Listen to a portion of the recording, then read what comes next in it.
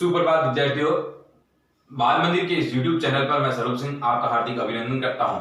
विद्यार्थियों, हम कक्षा 11वीं के दूसरे अध्याय व्यावसायिक संगठन स्वरूप के बारे में लगातार पढ़ रहे थे और खंडों के अंदर मैंने वीडियो को विभाजित कर आपके सामने तमाम प्रकार के लेक्चर प्रस्तुत किए और उस लेक्चर में आज जो हमारा लेक्चर रहेगा वो साझेदारी संलेख रहेगा। साझेदारी संलेख है पार्टनरशिप डीड, एक ऐसा समझौता, एक ऐसा लिखित समझौता जो साझेदारों के मध्य साझेदारी करने के उपरांत तैयार किया जाता है। ये लिखित समझौता मौखिक हो सकता है, लिखित हो सकता है। बस अगर इसे लिखित रखा जाए तो ये बहुत सर्वमान्य रहेगा। लिखित जब होता है तो तमाम प्रकार का ये आपके सामने एक ऐसा प्रमाण पत्र होता है जिसके अंदर हम वो तमाम बातें लिख सकते हैं जो साझेदार में भविष्य में जो सौगात कर जो एक व्यवसाय चलाते हैं, जो भविष्य में उन बातों को क्या क्या उनके ऊपर नियम लागू होंगे, क्या क्या शर्तें लागू होगी, वो इसके अंदर समाहित रहती है ताकि भविष्य में कोई गलतफहमी पैदा नहीं हो पाए और आपस में साझेदार लड़ ना सके। जब साझेदार साझेदारी करते हैं तब उनके बीच में क्या क्या शर्तें रहती है, लाभों को किस प्रकार बांटा जाएगा, पूंजी किस प्रकार को साझेदार लाएगा, फर्म का स्थायित्व कहां होगा, फर्म का स्थायित्व किस स्थान पर होगा, कितना वेतन दिया जाएगा या वेतन नहीं दिया जाएगा, इन तमाम प्रकार की ऐसी बातों को जो इस साझेदारी संलेख के अंदर लिखा जाता है उसे साझेदारी संलेख कहते हैं, पार्टनरशिप डीड कहते हैं। विद्यार्थियों, मैं आपको एक और बात बता दूं इस साझेदारी संलेख के बारे में, इस पार्टनरशिप के बारे में। ये साझेदारी संलेख, जब ये साझेदारी संलेख नियम नहीं लागू होते हैं, जब साझेदारी संलेख नहीं होती है तब कौन से नियम लागू होते हैं उनके बारे में हम बात करेंगे। और ये जो चीजें हैं ये आपकी कक्षा 12वीं के लिए बहुत ही महत्वपूर्ण होने वाली है। विद्यार्थियों, कक्षा 12वीं में पार्टनरशिप 25 से 30 नंबर की चलती है, जिसमें न्यूमेरिकल जो क्वेश्चन होते हैं वो इसके अगर जब हम थ्योरी पढ़ लेते हैं तो थ्योरी के बेस पर वो न्यूमेरिकल क्वेश्चन टिके हुए होते हैं। जब साझेदारी संलेख नहीं होती है तो साझेदारों के कौन से नियम लागू होते हैं, जब साझेदारी संलेख होती है तो साझेदारों के कौन से नियम लागू होते हैं, उन तमाम प्रकार की जो थ्योरी होती है उस थ्योरी पर हम साझेदारी के आंकिक प्रश्न, जिसे न्यूमेरिकल क्वेश्चन कहा जाता है, वो हल करते हैं, जो अकाउंट के सर वेदन सर आपको हल करवाएंगे। उस प्रकार जब आप कक्षा 12वीं में आ जाओगे तो कक्षा 12वीं में पूरी साझेदारी, जब आप 11वीं में आपकी कंसेप्ट क्लियर कर लोगे तो 12वीं में जब आप क्वेश्चन को हल करोगे तब आपके दिमाग में कोई भ्रांति नहीं रहेगी। तो ये साझेदारी संलेख, जिसे पार्टनरशिप डीड बोला जाता है, ये लिखित समझौता होता है, मौखिक होता है, मगर मौखिक समझौता इतना प्रभावशाली नहीं होता है, इसलिए लिखित समझौता तैयार किया जाता है साझेदारों के मध्य, ताकि भविष्य में कोई गलतफहमी ना हो, भविष्य में कोई बंटवारा करते वक्त, कोई लाभों को बांटते वक्त किस प्रकार पूंजी का समायोजन हो, इस सब किस प्रकार साझेदार पूंजी लाए हैं उन्हें लाभ दिए जाएंगे या उन जो पूंजी लाए उस पर ब्याज दिए जाएंगे, या आहरण का मतलब जो उन्होंने अपने निजी प्रयोग के लिए जो पैसे उठाए उस पर ब्याज लिए जाएंगे। इन तमाम प्रकार की बातें इस साझेदारी संलेख के अंदर निहित होती है ताकि भविष्य में कोई झगड़ा नहीं हो। ये एक ऐसा प्रमाण पत्र होता है साझेदारों के मध्य, ताकि साझेदार जब साझेदारी करते हैं तब उन्हें भविष्य में जो लाभ होंगे, जो हानियां होंगी, उसका बंटवारा किस प्रकार है, किस प्रकार किया जाए, उसका एक प्रमाण पत्र ये होता है, एक ऐसा सर्टिफिकेट होता है जिसमें हम साझेदार आपस में लड़े नहीं, कोई गलतफहमी, उनके दिमाग के अंदर शंका न पैदा हो, वो साझेदारी संलेख कहलाती है। अब सरल शब्दों में अगर साझेदारी संलेख की बात करें तो ये साझेदारों के मध्य एक लिखित समझौता तय किया होता है। विद्यार्थी, साझेदार लाभ के उद्देश्य से साझेदारी का संगठन तैयार करते हैं, मिलजुल कर परस्पर कार्य करते हैं, लाभों के उद्देश्य के लिए, भविष्य के लाभों के उद्देश्य के लिए वो व्यापार करते हैं। जब उन्हें व्यापार के अंदर लाभ होता है या फिर हानि होती है, वो किस प्रकार बांटेंगे, किस प्रकार उनको तय अनुपातों में साझेदारों के मध्य बांटेंगे, तो उसका एक समझौता पत्र तैयार किया जाता है जो लिखित रूप में होता है। लिखित होना प्रमाणिक होता है। गौर करें, साझेदारों के मध्य लिखित एक समझौता, कैसा समझौता, लिखित समझौता साझेदारी संलेख कहलाता है। आप लिख सकते हैं साझेदारों के मध्य एक लिखित समझौता साझेदारी संलेख कहलाता है। साझेदारी किसी भविष्य के लाभ के उद्देश्य के लिए की जाती है।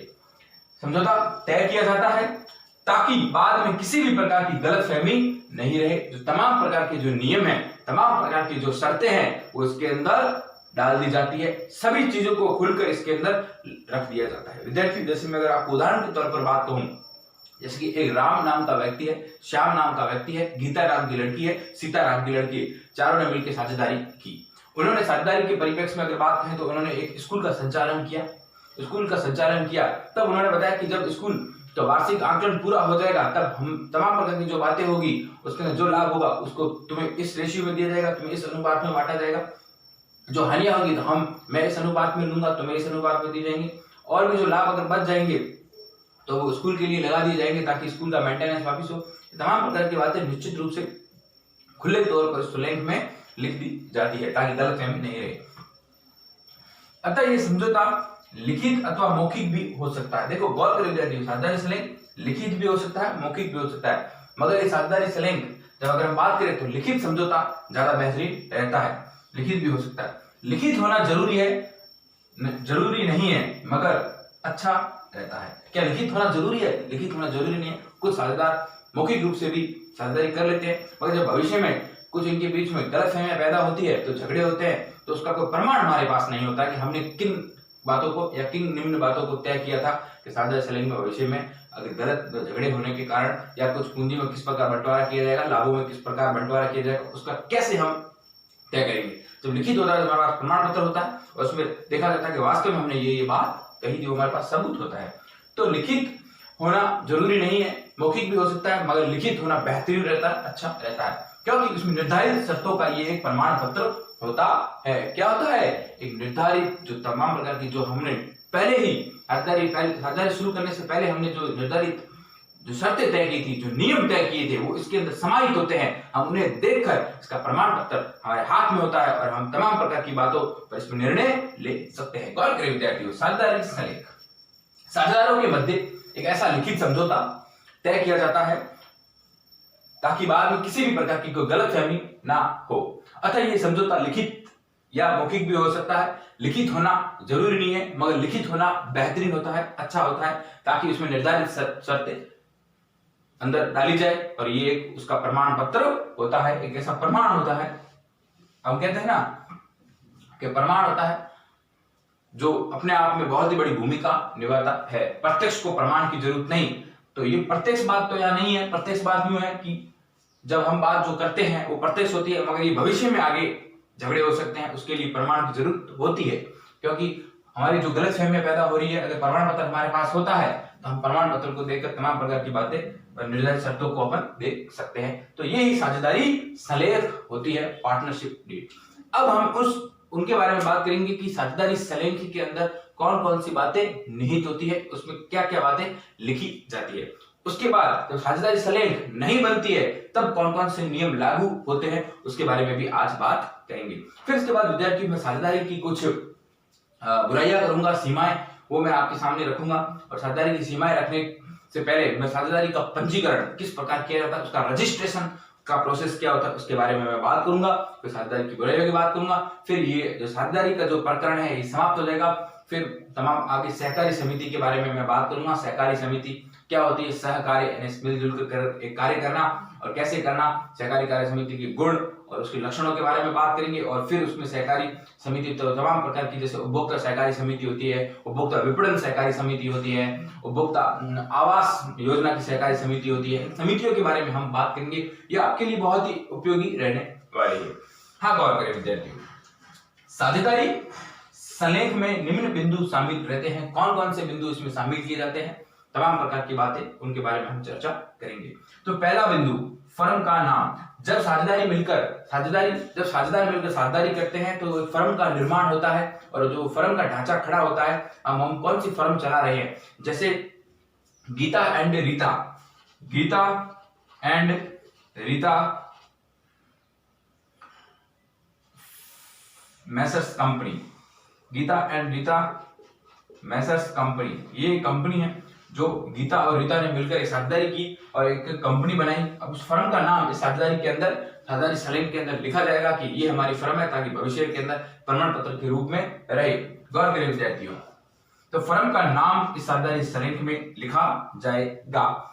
मैंने आपको बताया फर्म का नाम किस प्रकार बनेगा, जब साझेदार मिलकर साझेदारी करते हैं तो एक फर्म का रूप धारण कर लेती है। व्यवसाय की प्रकृति, एक स्थान जहां वो स्थित है।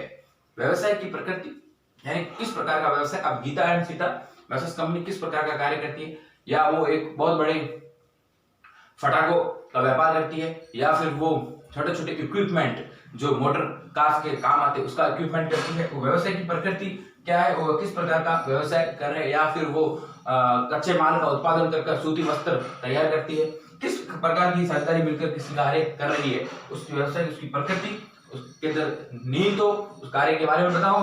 स्थान जहाँ ये की जा रही है, जैसे कि ये गीता एंड सीधा कंपनी, बहुत बड़ी जो कंपनी फटाकों की कंपनी है, ये सूरत के अंदर चल रही है, और सूरत के अंदर मालवीय नगर के अंदर जैसे चल रही है, उस स्थान का नाम भी इसके अंदर तय किया जाएगा, और सेक्टर नंबर भी डाल दिया जाएगा कि कौन से सेक्टर में है और कौन से शहर में है और कौन से राज्य में है। उस स्थान जहां वो स्थित है उसका नाम भी इसके अंदर सम्मिलित रहेगा। साझेदारी सलेंग के अंदर ये सम्मिलित रहते हैं। व्यवसाय की अवधि और कितने समय तक ये साझेदारी चलेगी। विद्यार्थियों, मैंने आपको बताया था कि एक ऐच्छिक साझेदारी होती है, एक विशिष्ट साझेदारी होती है। तो उस प्रकार की व्यवसाय की जब अवधि डाल दी जाती है और कितने समय तक ये साझेदारी रहेगी, इसके बारे में भी, अगर साझेदारी विशिष्ट है, हमें उस कार्य उतने तक करना है, हम उसमें अवधि निश्चित कर देंगे। साझेदारी लंबे समय के लिए चल रही तो ऐसी साझेदारी हम कर लेंगे। तो व्यवसाय की जो अवधि है भाई, ये साझेदारी लंबे समय के लिए है, या फिर हम ऐसी साझेदारी कर रहे हैं कि दो साझेदार यानी दो कॉन्ट्रैक्टर मिलकर किसी रोड को बना रहे हैं, तो अवधि डाल देंगे कि वास्तव में 1 साल में रोड कंप्लीट हो जाएगी। तो व्यवसाय की अवधि भी इसके अंदर लिख दी जाती है, और कितने समय तक साझेदारी रहेगी उसके बारे में भी बात की जाती है। जब साझेदारी लंबी रहती है तो उसके ऐसी साझेदारी का नाम दे दिया जाता है, विशिष्ट साझेदारी है तो विशिष्ट साझेदारी देकर उसका समय बता दिया जाता है। विद्यार्थियों, लाभ हानि का बंटवारा किस अनुपात में होगा उसका उल्लेख हो जाएगा। लाभ हानि, जैसे जिस प्रकार लाभ होगा तो 3 साझेदार जैसे है राम, मोहन और सोहन। ये जैसे राम 1 लाख रुपए लाया, 1 लाख, और ये 2 लाख रुपए लाया, और ये 4 लाख रुपए लाया। अब इनके अंदर लाभ हानि का बंटवारा कहे इनके बीच में तय होता है कि जो भी पूंजी लाया है पूंजी के अनुपात में हम लाभ हानि को बांट देंगे। तो इसको 4 के अनुपात में, इसको 2 के अनुपात में, इसको 1 के अनुपात में जो भी लाभ हो रहा है, जैसे कि ये 4 और 5 6 और ये 7। अब जैसे लाभ हो रहा है 7 लाख, कितना हो रहा है 7 लाख, तो इनको इस अनुपात में दे दिया, बांट दिया जाएगा। सबका इनका अनुपात अगर जोड़े 4 5 6 1 7, अब इसको अगर करें तो इसको मिलेंगे 1 लाख, इसको अगर करें तो इसको मिल जाएंगे 2 लाख, इसको अगर करें तो इसको मिल जाएंगे 4 लाख। तो 4 लाख और 6 लाख 7 लाख। अब अनुपात कुछ भी हो सकता है, जैसे कि ये पूंजी लाया था 1 लाख, ये लाया था 2 लाख, ये लाया था 4 लाख। तो इनको जो पूंजी लाए हैं पूंजी के अनुपात में लाभों को बांट दो। जिस प्रकार भी अगर जो भी तय होगा, मैंने एक सिर्फ उदाहरण दिया है, तो उस प्रकार लाभ हानि अनुपात का बंटवारा अनुपात बीच में तय होगा, किस अनुपात में इन्हें लाभ हानि बांटे जाएंगे उसकी भी बात यहाँ हो जाती है। क्योंकि देखो साझेदारी सलेंग है, इसलिए लाभ हानि अनुपात पहले से तय कर लिया जाता है कि उसे 2 के अनुपात में देंगे, 3 के अनुपात में देंगे, 4 के अनुपात में देंगे। जब साझेदारी सलेंग नहीं होगी तब लाभ हानि अनुपात को किस प्रकार बांटेंगे उसके बारे में आगे बात करूंगा। देखो साझेदारों की कर्तव्य दायित्व, कितना किस प्रकार साझेदार का कर्तव्य रहेगा, वो कितनी उसकी ऊपर रेस्पॉन्सिबिलिटी रहेगी, किसकी उसके ऊपर लायबिलिटीज रहेगी, किसकी उसकी ड्यूटी रहेगी इस साझेदारी के अंदर, उन सब बातों को तय किया जाएगा कि वास्तव में 3 साझेदार, एक साझेदार बोलेगा मैं इतना कार्य करूंगा, 2 साझेदार बोलेगा मैं इतना कार्य करूंगा, समय सब तय होगा, उसके कर्तव्य तय हो जाएंगे। साझेदारों का वेतन एवं आहरण। विद्यार्थी, वेतन का मतलब है साझेदार जो कार्य करते हैं उन्हें कितना वेतन दिया जाएगा, और आहरण का मतलब है कि साझेदार अपनी निजी कार्य हेतु, निजी का मतलब अपना खुद का जो स्वयं का कार्य, जो साझेदारी से हटकर अपना घरेलू कार्य हेतु जो साझेदारी से अगर वो पैसे उठा रहा है अपने निजी कार्य के, अपने निजी प्रयोग के लिए, जो साझेदारी से पैसे किसे, जो उनका व्यवसाय चल रहा है, उनकी जो फर्म चल रही है उससे वो पैसा उठा रहा है निजी कार्य के लिए, उसे आहरण कहा जाता है। जब वो उसके कितना वेतन दिया जाएगा, और जब वो साझेदारी जब सलेंग लागू होती है और वो आहरण पैसे उठा रहा है तो उससे कितना ब्याज लिया जाएगा। जैसे कि एक साझेदार है, उसने क्या किया, अपनी साझेदारी से ही कुछ पैसे अपने घर के लिए उठा लिए। अब घर के लिए उठा लिए तो बाकी वाले साझेदार उससे ब्याज तो लेंगे, वास्तव में आपने हमारी साझेदारी से पैसे लिए हैं अपने घर के लिए, तो इसका कुछ ब्याज आप दो, तो उस ब्याज का भी निर्धारण इसके अंदर हो जाएगा। जब ये साझेदारी सलेंग लागू नहीं होगी तब आहरण पर ब्याज होगा नहीं होगा उसके बारे में मैं आगे बात करूंगा। पूंजी एवं आहरण पर ब्याज। देखो विद्यार्थियों, आ गया पूंजी। जब वो साझेदार पूंजी ला रहा है तो उसे उस पूंजी लाने पर कितना, जैसे राम भी पूंजी लाया, मोहन भी लाया, सोहन भी लाया, कुछ पूंजी और कम पड़ गई तो राम एक अधिक पूंजी और लेके आ गया। अब वो अधिक पूंजी लाया है तो उस पर उसे ब्याज दिया जाएगा या आहरण पर ब्याज दिया जाएगा, उसके बारे में यहाँ बातें निर्धारित होगी। जैसे वो अधिक पूंजी ला रहा है, जैसे राम पहले 1 लाख रुपए ला रहा है और सोहन 2 लाख ला रहा है, मोहन 4 लाख ला रहा है। अब कुछ पूंजी कम पड़ गई तो राम 2 लाख और ज्यादा लेके आ रहा है, अब 2 लाख ज्यादा ला रहा है तो उसे और कितने प्रतिशत उस पर उसको अलग से लाभ से हटकर उसे और अलग से कितना ब्याज दिया जाए, उसकी अलग अतिरिक्त पूंजी पर कितना ब्याज दिया जाए, 2% से दिया जाए, 3% से दिया जाए, लाभ तो अलग रहेगा मगर वो पूंजी और अतिरिक्त ला रहा है क्योंकि व्यवसाय को और आगे बढ़ाना, तो उस पूंजी पर कितना ब्याज दिया जाएगा। और वही नाम कुछ आहरण भी कर रहा है, यानी उस पूंजी निकाल भी रहा है उस अपने निजी प्रयोग में, तो उस पर उससे कितना ब्याज लिया जाएगा उसके ऊपर भी यहाँ चर्चा होती है।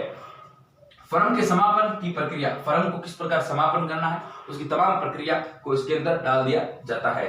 विवादों का समाधान कैसे होगा उसके लिए नियम, तमाम प्रकार के जो साझेदारों में जो साझेदारी होती है निश्चित रूप से कहीं ना कहीं भविष्य में विवाद भी हो सकते हैं, उनका समाधान किस प्रकार से किया जाएगा उन सब तमाम बातों को इसके अंदर डाल दिया जाता है। साझेदारों का प्रवेश, अवकाश ग्रहण एवं हटाए जाने से संबंधित बातें, जब साझेदार अगर प्रवेश कर रहे हैं तो किस प्रकार साझेदारों के जो लाभों के अनुपातों में किस प्रकार परिवर्तन है उसके बारे में बात होगी। अवकाश ग्रहण करने पर, एक साझेदार के छोड़ के जाने पर, और अवकाश ग्रहण और उसके एक साझेदार को हटाए जाने से संबंधित तमाम प्रकार की बातें इसमें निश्चित होती और कौन कौन से नियम लागू होते हैं वो सब इसके अंदर साझेदारी संलेख के अंदर निहित होते हैं। इस प्रकार विद्यार्थियों हमने साझेदारी संलेख जब लागू होती है तब क्या क्या बातें रहती है उसके बारे में हमने बात की।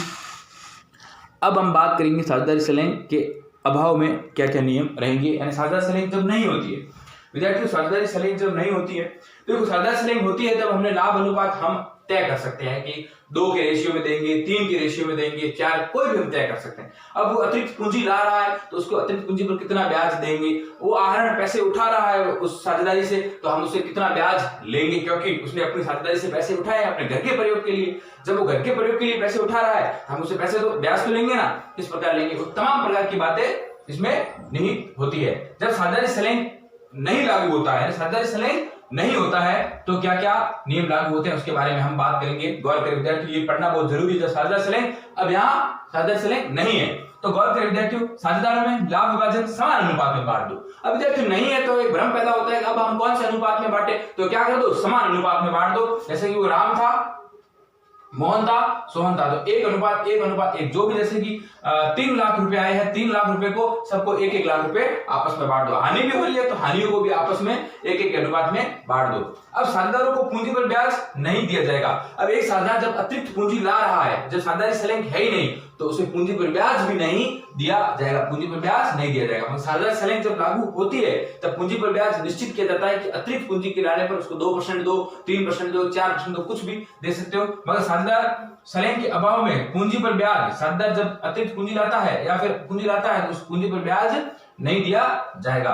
और साझेदारी आहरण पर फर्म ब्याज नहीं लेगी। कोई भी साझेदार जब आहरण करता है उस साझेदारी में अपने घरेलू या निजी प्रयोग के लिए आहरण करता है तो उसे ब्याज भी नहीं दिया जाएगा। तो पूंजी पर ब्याज जब नहीं दिया जाएगा तो आहरण पर ब्याज लिया भी नहीं जाएगा। गौर करिए, साझेदारों के को पारिश्रमिक मतलब जब रेमोनेशन होता है, जब साझेदार वह कार्य करता है तब उन्हें वेतन मिलते हैं, कमीशन मिलते हैं, बोनस मिलता है, वो यहाँ नहीं दिया जाएगा। मगर जब साझेदारी संलेख लागू होती है तब इन तमाम प्रकार की शर्तें साझेदारी संलेख में निहित होती है कि इतना वेतन दिया जाएगा। जैसे कि साझेदार है, साझेदार को लाभ तो दिया जाएगा, अगर साझेदार लाभ के अलावा भी और साझेदारी में कार्य करता है तो उसे वेतन भी दिया जाएगा, कुछ कमीशन भी दिया जाएगा और बोनस भी दिया जाएगा। जब साझेदारी संलेख लागू नहीं होती है तभी तमाम प्रकार का कुछ भी नहीं साझेदारों को दिया जाता है, ना वेतन दिया जाता है, ना कमीशन दिया जाता है, ना बोनस दिया जाता है। और विद्यार्थी, जब साझेदार ऋणों पर 6% वार्षिक की दर से ब्याज दिया जाएगा। जब साझेदार को ऋण देते हैं साझेदारी को चलाने के लिए, यानी कि लोन प्रदान करते हैं, तो उनको 6% वार्षिक की दर से ब्याज दिया जाएगा। जैसे कि एक साझेदार है राम, उसने 2 लाख रुपए, गौर करें विद्यार्थियों, 2 लाख रुपए साझेदारी को साझेदारी को चलाने के लिए लोन दिया, तो इस को 6% वार्षिक की दर से जो भी इसका ब्याज बनता है 12,000 रुपए से 1 साल वार्षिक के ब्याज से ब्याज दिया जाएगा जो साझेदार लोन लाया था साझेदारी को चलाने के लिए। इस प्रकार लाभ विभाजन का समान अनुपात रहेगा, पूंजी पर ब्याज नहीं दिया जाएगा और आहरण पर ब्याज नहीं लिया जाएगा। साझेदारों को पारिश्रमिक, वेतन, बोनस, कमीशन कुछ भी नहीं दिए जाएंगे। और ऋणों पर जो भी एक साझेदार ऋण लोन देता है साझेदारी चलाने के लिए, उसको 6% वार्षिक की दर से ब्याज दिया जाएगा। क्या दिया जाएगा? 6% वार्षिक की दर से ब्याज दिया जाएगा। ये विद्यार्थी जब कक्षा 12वीं के अंदर साझेदारी के प्रश्न हल करोगे तब इस समाज में उस प्रश्नों के अंदर लिखे होंगे। अगर आपके दिमाग के अंदर सेट है तो आप तमाम प्रकार की बातें नियम लागू कर सकते हैं। धन्यवाद विद्यार्थियों।